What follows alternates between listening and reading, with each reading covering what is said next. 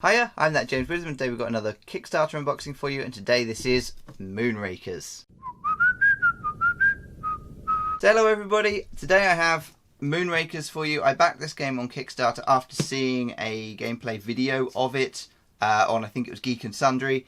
It looked kind of cool. Basically, the game itself is a competitive, cooperative type game where you have to make deals with the other players in order to succeed at completing missions, because it's going to be very difficult to do so on your own, but everybody is out to be the first to get to a certain number of points or to win the game, basically. So that's really what this game is about. I think it's majority cards. It's quite a heavy game here.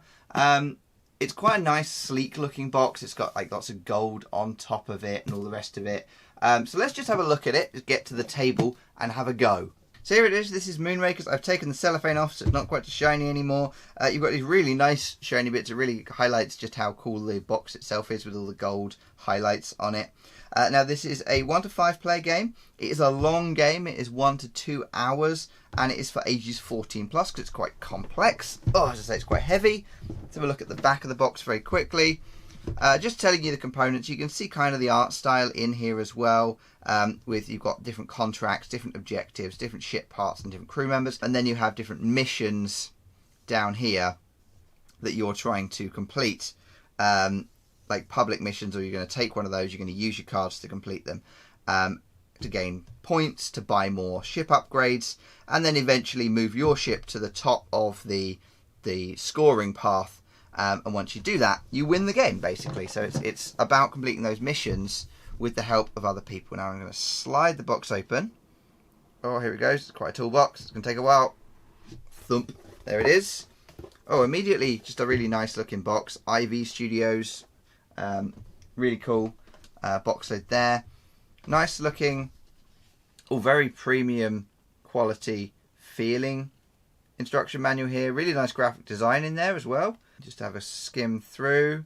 I just noticed when I was looking at the list of things in the book, look at this, it's even got kind of highlighted contents pages, very clearly magazine design background or some sort of design background. I believe this is from a video game development company who just decided, hey, let's make a board game because we fancy it. Watch this how to play video. There you go. If you're interested in how to play, they have their own how to play video just there. Scan that QR code and you can go and watch that. So it's quite a complicated book. As you can see, it's Kickstarter exclusive edition.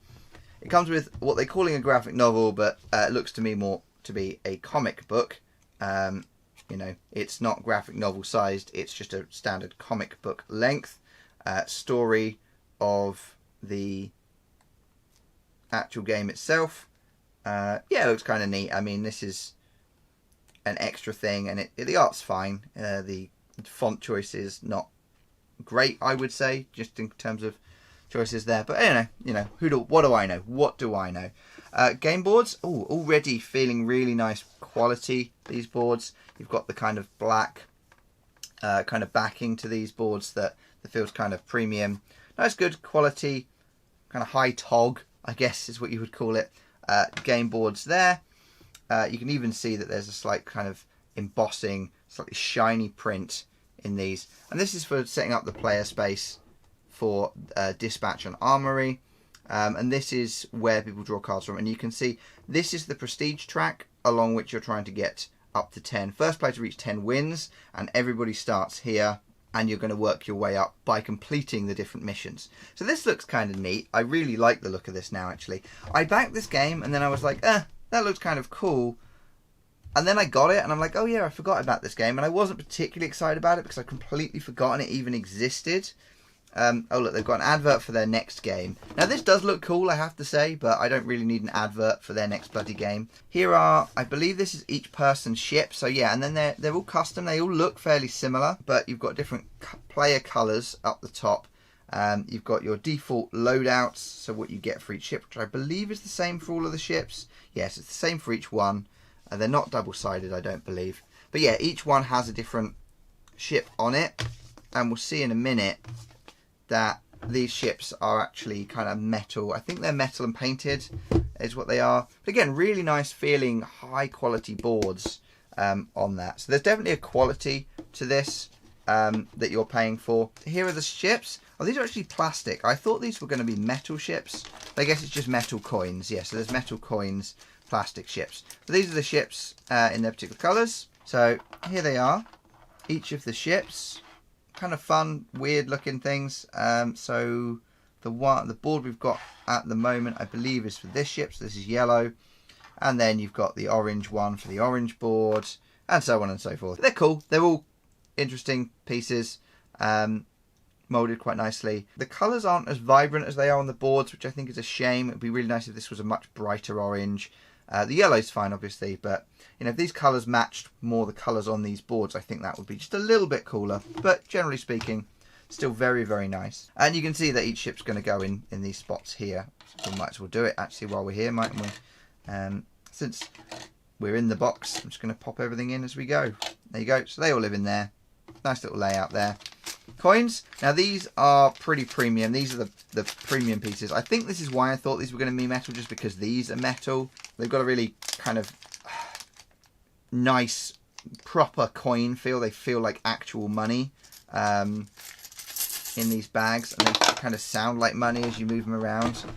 Right, like it feels like I've got a handful of change here. Right, that's kind of what they wanted, and that's what they were going for. So that works really nicely, actually. This kind of set of metallic coins thing. Now, these are intended to go in here, but I'm not sure whether it's even worth putting them in there. Certainly not at the moment. I'm going to just pop them. I'm just going to pop them down on the board here for the moment. You can really hear that as I'm putting them down, that they sound like proper money. But yeah, again, and these have a different sound. So these sound like a different currency. It's really nice, actually. That is a really nice thing. That's one of those premium pieces that they've made that I think works really well with your 1s and your 3s. And that's just currency for buying ship parts.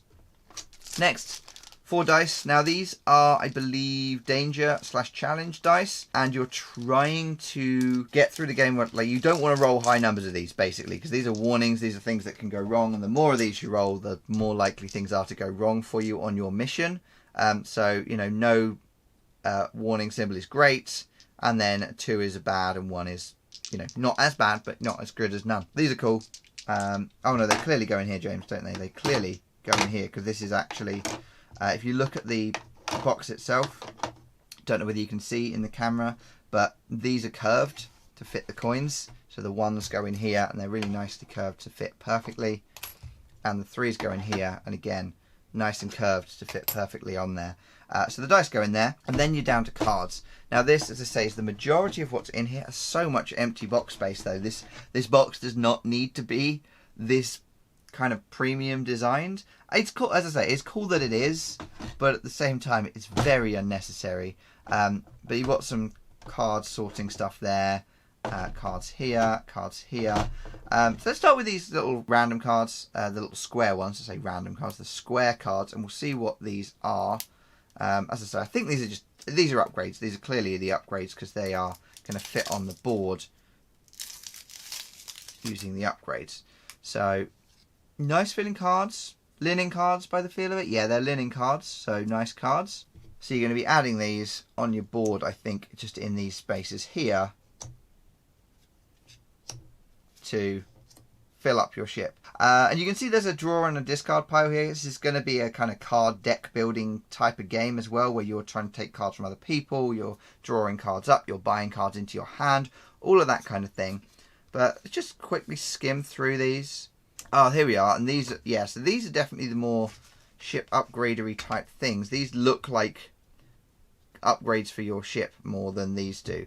So I think they all are, but I think these might just be special kind of data ones. I'd have to check in the instructions, to be honest. But these, yeah, these look like they upgrade your ship, and they give you special abilities depending on what you buy. So you're going to be buying these with your currency, and maybe even trading for them. I'm not sure if you can trade for these ones with other players, but these then are your upgrade cards that upgrade your ship to give you a very different game experience, so you can kind of tailor it to what missions come out and try and work out what you want to do as you go through. Again, they've got a nice slot for these. They sit nicely in a very specific slot in here.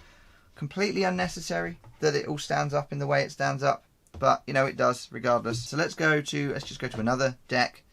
These are reactor cards by the looks of it. I have a feeling it's just going to be 4 different types of cards here. I have a feeling that's all we're going to get out of this. So again, linen cards. I think these are all going to be exactly the same. Yeah, so these are all... Oh, no, not all of them. So these are all reactors. Damage cards as well. So these... So, oh yeah, so damage is going to be one of your kind of powers. So you can do damage using these. So damage cards aren't damage done to you, but damage you do to other things, so the missions, to whatever it is you're fighting in the mission. Reactors are +2 actions, so it gives you more actions on your turn when you're laying cards or doing things like that. And then you'll have more, so there's more damage in here, and I assume there's more than just damage in here, we'll see.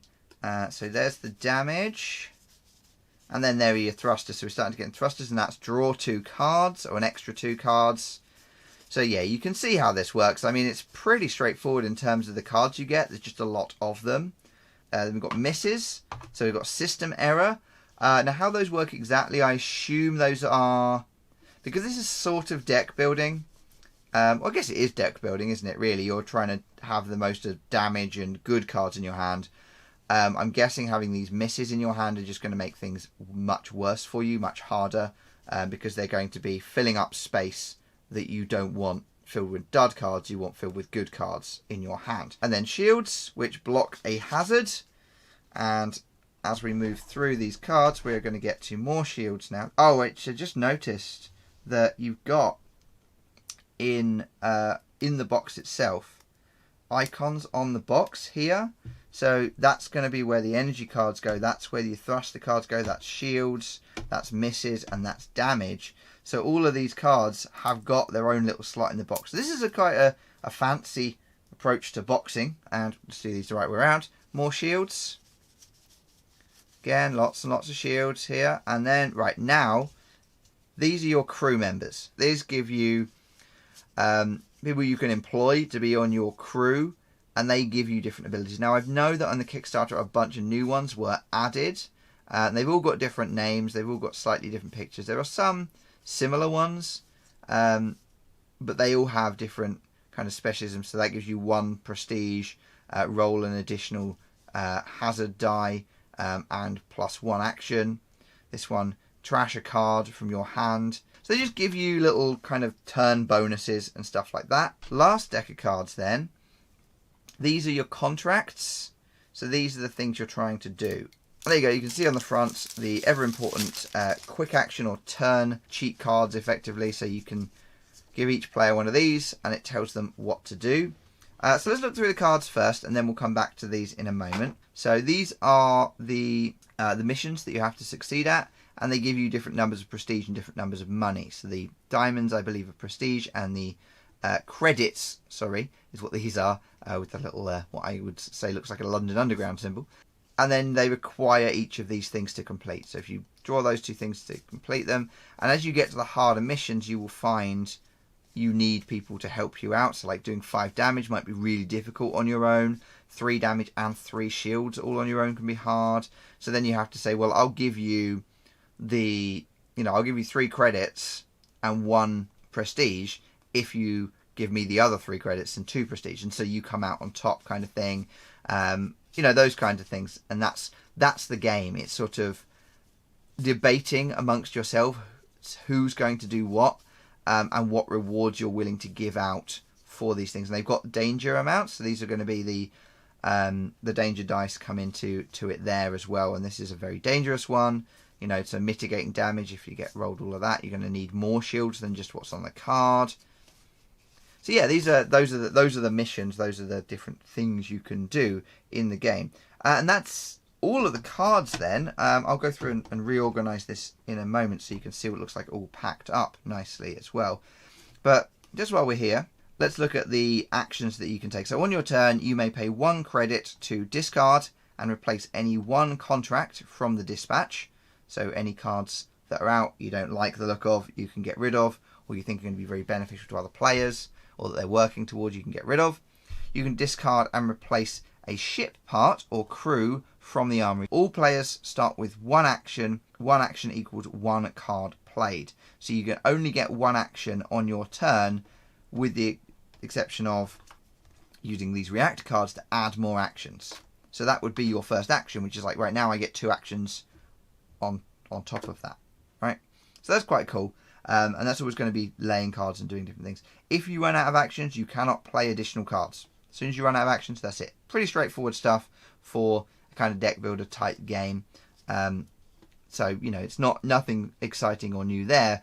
Just the overall concept of the game of working with and against people at the same time is the main draw here, I think. Contracts. Here on your turn, option 1, you can complete a contract. So select a contract, invite allies, negotiate the rewards and hazard dice. So who's going to roll the dice, who's going to take the hazards, who's going to take the rewards, what are you offering, etc, etc, etc.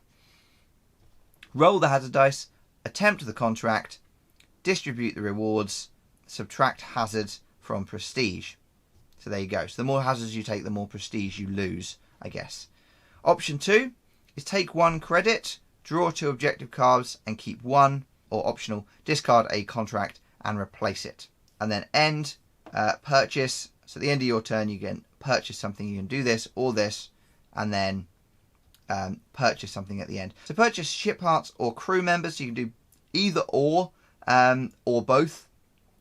Discard cards and draw 5 new cards. If you've got a really dud hand, discard them and then draw up to another hand if you don't want to, at the end of your turn, do anything else.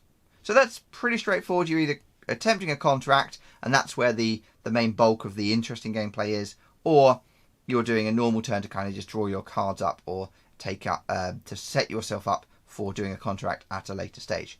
And that's it. And 5 of those in there as well. So that's everything then in the box. Now I've gone through and I've kind of reorganized the cards, so we can just kind of see how everything's laid out. So in here we've got each of the different kind of type of basic cards, I guess. So your reactors, thrusters, shields,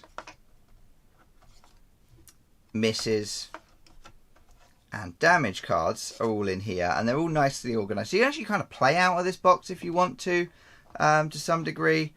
Then you've got your crew members here. Now I think these are one of the kind of the draws to this, all these kind of unique kind of crew members. You've then got your ship upgrades, and these are your contracts, and I put the player cards in with those as well, just because that seemed like the nicest space for them. And then finally you've got these, which I misinterpreted earlier as being upgrade cards. These are actually objective cards. So these are given to players at the beginning of the game, I believe, and you can kind of take extra ones. And once you complete these objectives, they're going to get you extra prestige as you go through the game. So these will be secret, so other players won't know what you're trying to do here. But once you get them, you get that extra prestige. So it's like acquire 3 Ventus ship parts for your ship. So once you've done that, you're like, I've done it, have that, and then you get an extra prestige. So you could do that on your turn, and so someone thinks, well, if I give them, you know, if they complete this thing, that's fine because it's not going to get them that much, and you might then suddenly complete 3 of these and suddenly shoot up the board, and that's the kind of game you want to be playing with this. So these are kind of all your cards that you've got here. You've got your ships. As I showed earlier, I mean the ships are cool. They're not all that. They're kind of neat, but really considering the premium quality of everything else in the box, these feel a little weird to me.